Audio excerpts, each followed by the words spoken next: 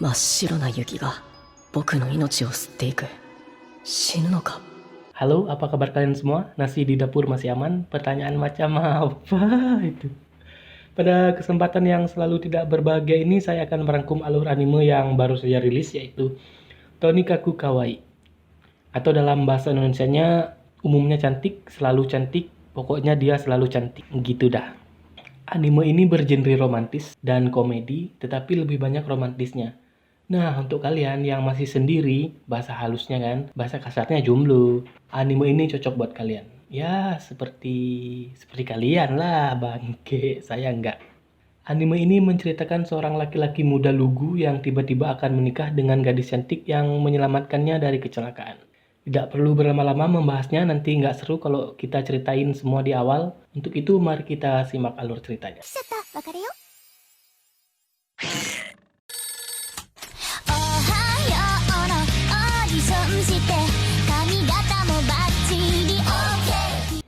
Di awal cerita kita akan diperlihatkan dengan adegan yang enak-enak. Enggak. Buang dulu jauh-jauh pikiran kotor itu. Di awal cerita kita akan diperlihatkan dengan adegan di mana seorang laki-laki yang sedang terluka parah karena habis disosor truk yang besar. Anjir, disosor. Ditubruk tepatnya. Laki-laki ini bernama Yusaki Nasa. Untuk nama uniknya nanti kita bahas. Tidak lama setelah itu datanglah seorang perempuan yang cantik. 全身が焼けるみたいだ。死ぬのってこんなに痛いんだ。大丈夫。人はこの程度では死なないよ。 Tetapi sebelumnya kita kembali dulu ke masa kecilnya Yusaki Nasa. Saat dia lahir, ayahnya memberi dia nama Yusaki Nasa, yang dimana harapannya agar Yusaki Nasa bisa menjadi orang yang besar seperti alam semesta. Nasa. Tetapi pada kenyataannya nama itu malah menjadi bahan tertawaan banyak orang. Ya wajar aja, NASA kan badan antariksa. 名前は何がいいかしら。そうだな、宇宙のようなでっかい男になってほしいから星空と書いて NASA と呼ぼう。子供には普通の名前をつけてやれ。 Setelah Yusaki Nasa mengetahui arti namanya yang sebenarnya, dia pun ingin membuktikan bahwa dirinya itu bisa sesuai dengan namanya, yaitu Nasa, yang bisa menjadi sosok terhormat di masyarakat dan akan jauh lebih baik dari NASA badan antariksa itu sendiri. その頃僕は NASA というのがアメリカ航空宇宙局の略称であるということを知らず、だけどバカにされているのはわかるわけで。 Semenjak itu, hidupnya pun berubah menjadi orang yang penuh semangat dan percaya diri. Ini diperlihatkan ketika ia akan mendaftar ke sekolah SMA dan tujuannya itu SMA terfavorit yang dimana SMA itu hanya menginginkan 30% dari siswa dengan nilai tertinggi di setiap sekolah. Ngerti kan? Kalau nggak ngerti, ya terserah. 筑波大附属を受ける？でも湯崎くん、あそこは偏差値70オーバーの名門よ。 Saat gurunya menyarankan dia untuk mencari pilihan kedua, di sini rasa percaya dirinya pun bergejolak. Dia menolak dan percaya diri mengatakan aku tidak butuh pilihan kedua. 先生、滑り止めなど必要ありません。え？なぜなら僕は滑らないから。僕の名前は湯崎ナサ。 Oke, kita lanjut ke awal cerita saat Yusaki Nasa mengalami kecelakaan. Penyebabnya yaitu saat dia ingin pulang ke rumah, di seberang jalan ia melihat perempuan cantik yang bernama Tsukuyomi Tsukasa. Anjir, susah banget nyebut namanya. Tsukuyomi Tsukasa. Ya, itu mungkin. Yusaki Nasa pun langsung jatuh cinta pada pandangan pertama. Aduh, pandangan pertama. 油断していた。うっかり運命に出会ったのだ。とにかく可愛い。 Pada saat dia ingin mendekati Tsukuyomi, truk pun melintas dan langsung menabraknya. Mampus, makan tuh cinta. Seketika itu pun Yusaki Nasa terkapar dan berlumuran darah. Entah gimana ceritanya, ternyata Tsukuyomi sempat melindungi Yusaki sehingga Yusaki masih hidup. 大丈夫。人はこの程度では死なないよ。あの子がなんでこの子から血が。 Setelah berhasil menyelamatkan Yusaki, Tsukuyomi pun meninggalkannya. Saat si sopir truk menelpon ambulan, Yusaki Nasa pun terbangun dan terlihat sehat-sehat saja, sampai-sampai membuat si sopir truk itu kaget. Dan berkata, "Dah gila lu, abis gua tabrak bisa sehat gitu?" Sebenarnya nggak gitu sih. 場所はうんたらかんたらそうです今すぐ救急車を僕のことならご心配なく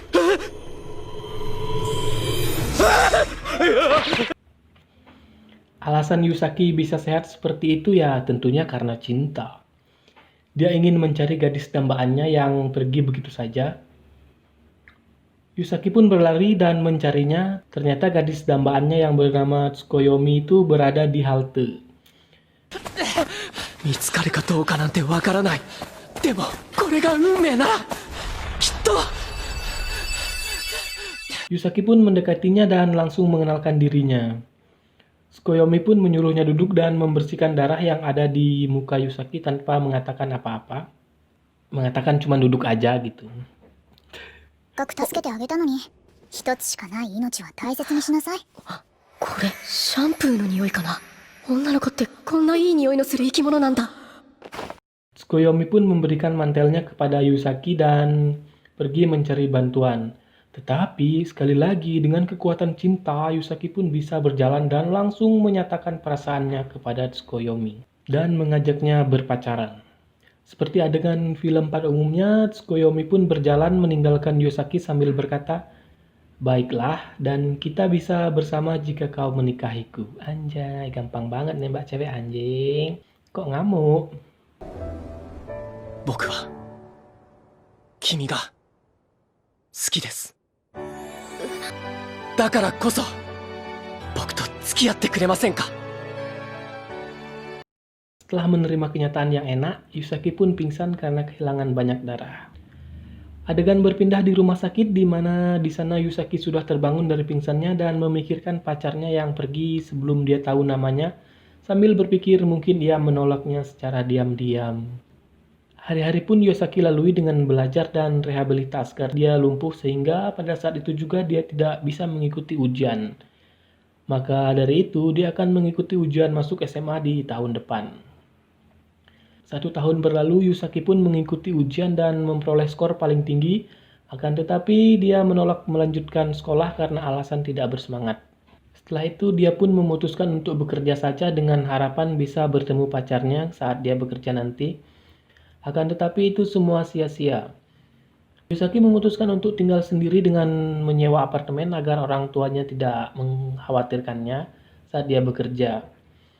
Hari-hari yang ia lewati dengan kesedihan seketika menghilang karena pacarnya tiba-tiba datang kepadanya dan membawa formulir pernikahan. Anjay. はいどちら様や、久しぶり。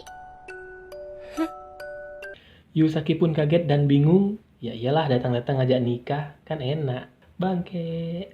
Meski dalam keadaan yang kaget, dia langsung mau mengisi formulir itu, tetapi sambil berpikir bagaimana jika aku ditipunya. Tapi bodo amat, nggak masalah katanya, kalau ditipu selesai nanti aja. Bangke lah, adegan ini bikin iri. 何か悪いことが起こるんじゃないのかこれどう考えても僕を騙そうと騙されてもいいか悪いことが起こったらそれはそれで何とかしてやる Setelah itu mereka pun langsung bergegas ke kantor distrik untuk mengumpulkan formulir pernikahan mereka. Setelah mengumpulkan formulir, mereka pun mendapatkan ucapan selamat dari petugas kantor yang mengurus formulir pernikahan mereka. Gampang banget nikah anjir. Emang gampang sih kalau punya pasangan. Pakai gig. Mereka pun berpegangan tangan dengan perasaan yang bahagia. Tsukuyomi pun menyuruh Yusaki untuk pulang duluan karena dia ada urusan lain, tetapi belum tahu urusannya apa. Episode pertama pun berakhir dengan pikiran Yusaki yang akan tidur bersama. Nah kan, langsung pikiran kotor kan?